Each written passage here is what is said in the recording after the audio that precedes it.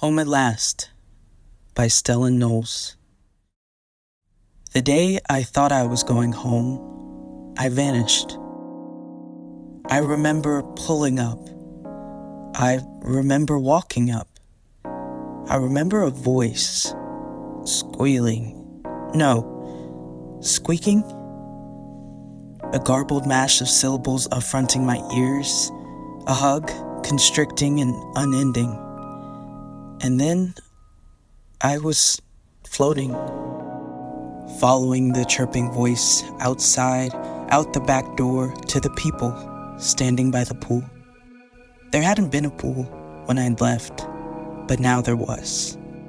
And there was music, blaring from a black speaker, more family playing volleyball and using water guns. Could they see me? Could they hear me? I wasn't alive. They had someone else there. They were content with that someone who kept their shirt on, who chose a pink and purple swimsuit, who pitched up their voice. That someone kept their grief at bay, gifted a sigh of relief. She's the one we know and love. She's here, home at last. My scars, my scars, my scars. They crept off my skin, tore open my cotton shirt, and screamed at their feet. I closed my eyes. Could they see me? Could they hear me? Laughter erupted. I hurried to grab them.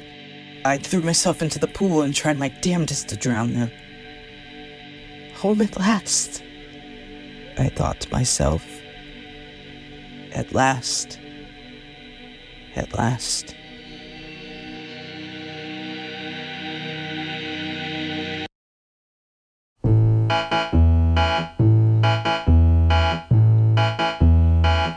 I'm feeling queer today.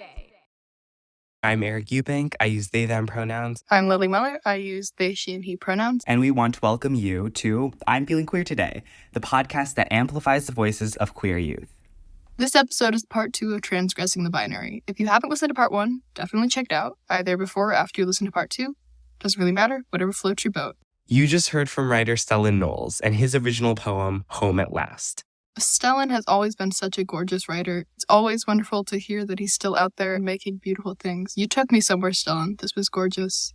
Now, after hearing this poem, I really felt like it encapsulated the eeriness and uncertainty, but also the nostalgia of kind of finding home in your body and finding home with chosen family. And I feel like it really just captured that idea that it is uncomfortable and it is kind of scary. But I feel like it left me with this feeling of knowing that it somehow will be all right, even though it is so kind of terrifying at the moment. And I think it transitions really nicely into what we're about to explore in this episode. We're going to continue with our next segment, the Transmasc Roundtable. Transmasc refers to, it's kind of an umbrella term. It encompasses a lot of other things. Trans men or men of trans experience, non-binary people who transition to be more in alignment with masculinity or maleness, gender fluid, genderqueer, and gender non-conforming folks, and so much more. Like a lot of the LGBTQ plus identity terms, it's chosen by the person who uses it. So to make an actual all-inclusive definition would be impossible and a little bit reductive. So at the end of the day, just remember to respect the words that people use to describe themselves. And so, without further ado, here is the I'm Feeling Queer Today Transmasc Roundtable.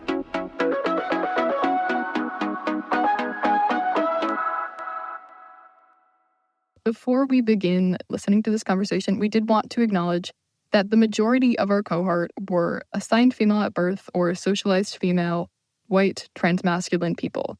I would also like to acknowledge that I myself don't necessarily identify as transmasculine, but these lovely people let me sit in and talk about this as someone that does feel that they have a masculine facet of their identity.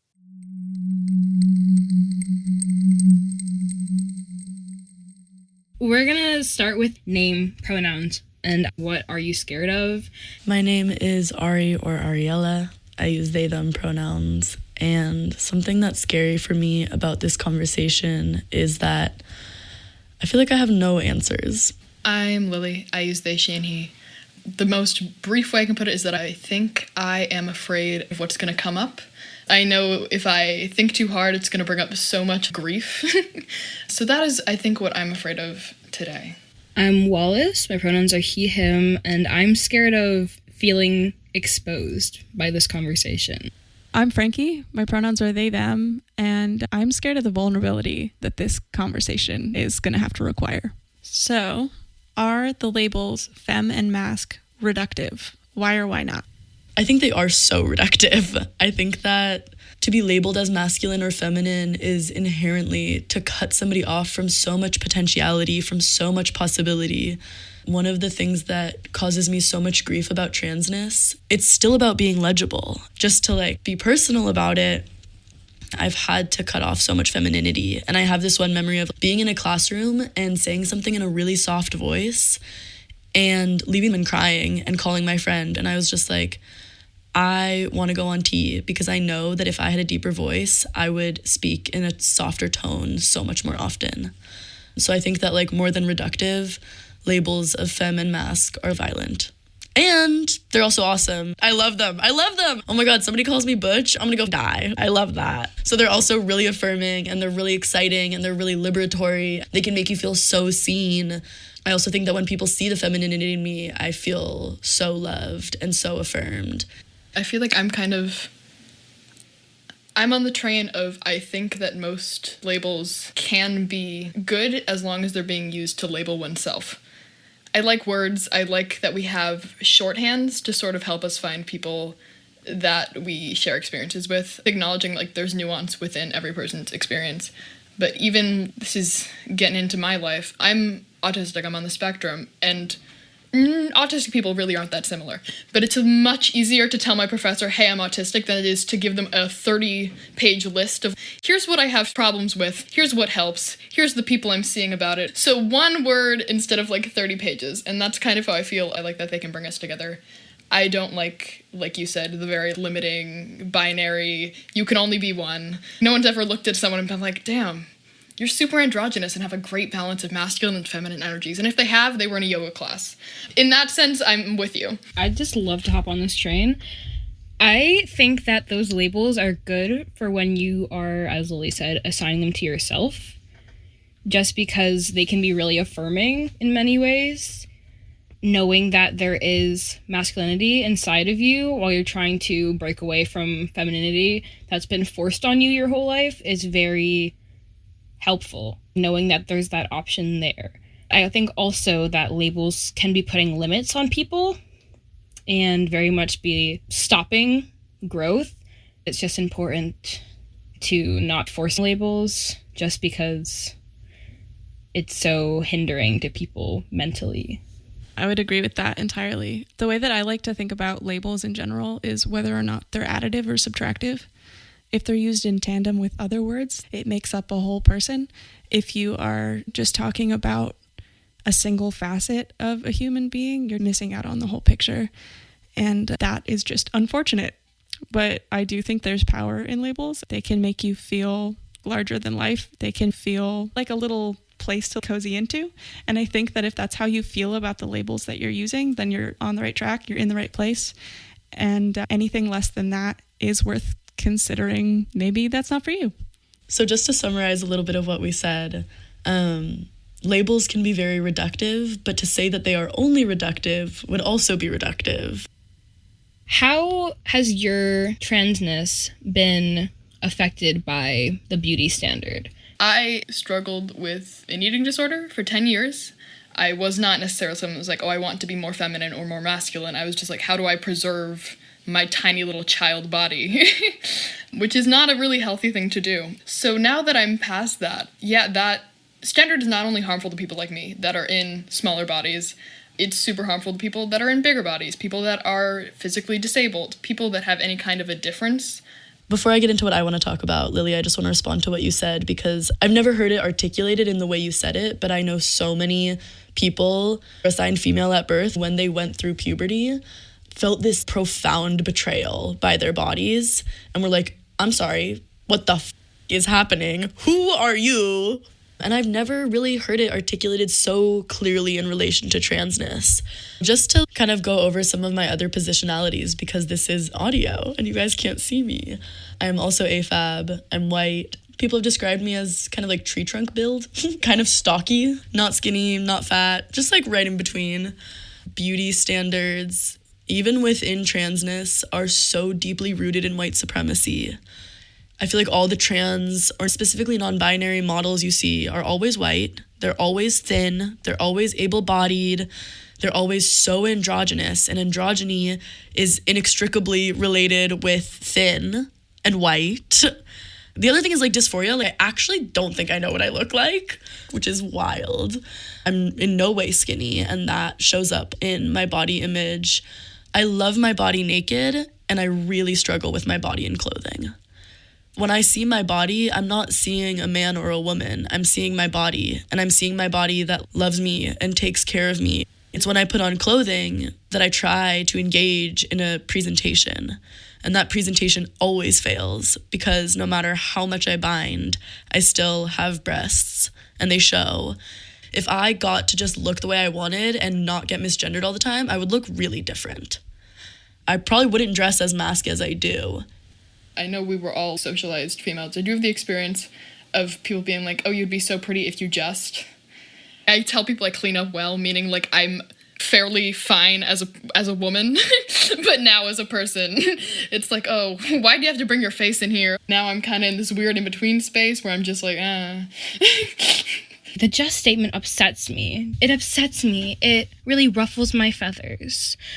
Especially as a person of color, it's always like, if I straightened my hair back when it was longer, I had really long hair. I could almost sit on it. And if I straightened it, it'd always be like, oh, you look so good with your hair straight. Why don't you do that more often? And it's always like, you'd be so pretty if you just changed this thing, if you just had a smaller nose, if you just had different ears. Sounds a bit like a microaggression to me. How about we stop saying those things to third graders? Stop being a full-grown adult saying those things, because you're going to give them a complex and they're going to hate those things about themselves. I'm fine the way I am. And people need to accept that and stop making comments on me. The bottom line, fed up with the just statement. I don't want it. Pass. So I feel like I fit into this conversation kind of interestingly, because I have a lot of privilege when it comes to this, both from when I was identifying female and fitting that beauty standard, and then now I have practically no chest, so my binding is pretty simple. I am skinny and white and tall, and when I have a mask on, I pass. I kind of fit into the beauty standard. That being said, even though I have the body that I do, really, it doesn't feel like my home. So there's always been a level of dissonance with that, of knowing that I fit into society's beauty standard and just not feeling like I do. I just want to bring up one more thing about trans beauty standards, specifically trans bodies, and how it's so easy to hate what you're working with, but work with it well. Wallace said, let's work with the material. I think you're speaking to the way that being trans really impacts our sense of self-worth. And that sometimes we can be in really loving, beautiful environments and still the nebulous ways of the larger world impact us. And it connects kind of, Frankie, with what you were talking about of like, yeah, I fit the beauty standard and I still don't feel at home in my body. It's like, you don't always need an outside reason to be scared. We all just want to belong.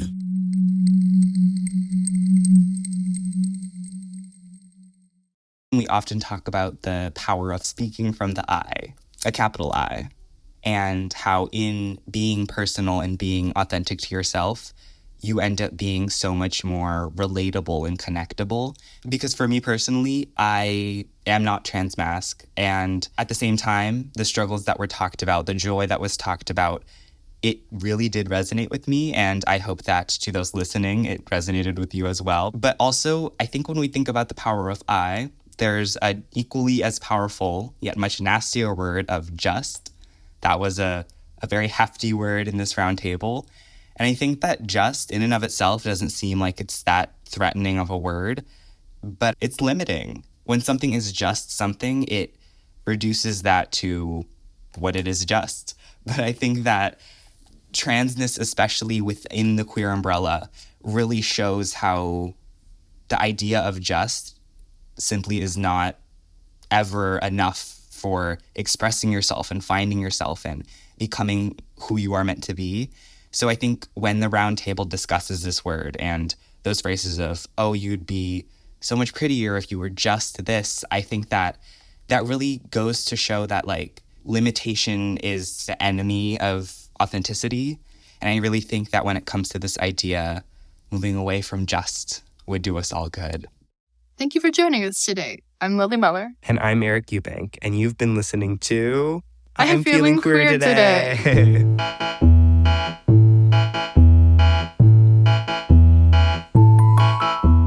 If you like what you hear, please rate us and share the show with your friends or family or both. And don't forget to ask yourself, how am I feeling queer today? For more information and resources about this episode, check out the show notes or visit the episode page at thefutureperfectproject.org/podcast. We want to hear from you. That's why we set up our very own online voicemail box for you, our listeners, to leave us recorded messages. Let us know what you think of the latest episode or share topics that you'd like to hear us cover on the pod. All you have to do is go to speakpipe.com/IFQT to make your voice heard. That's speakpipe.com/IFQT. If you or a young person you know between the ages of 13 to 24 is currently in crisis, check out thetrevorproject.org for LGBTQIA+ specific support through text and chat, or call 1-866-488-7386. We'll also include this information in the show notes as resources. To learn more about the Future Perfect Project and all of our free arts programming with LGBTQIA+ youth, visit thefutureperfectproject.org or find us on social media at The Future Perfect Project. I'm Feeling Queer Today is produced by the Future Perfect Project with support from Radio Kingston, WKNY, Kingston, New York.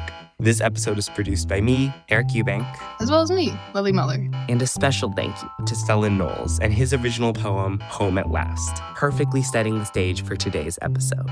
Thank you to all our lovely participants in the Transmasc Roundtable and IFQT producers, Ari, Wallace, and Frankie. Additional thanks to the rest of the IFQT production team, Alex Massey, Claire Florence, Trudy Pooks, Zorian Edwards, Sam Smalls, and Sonia Mia Blanco. Our theme song was composed and performed by Alex Massey and produced by Emma Jane Zaslowski. Additional music composed by Alex Massey, Emma Jane Zaslowski, and Epidemic Sound. Episode mixing and mastering by Julie Novak with assistance from Emma Jane Zaslowski. And special thanks to executive producers and mentors Julie Novak and Celeste Lacine, as well as Future Perfect Project team members Ryan Amador, Kiko Wan, and Aaliyah Jamil.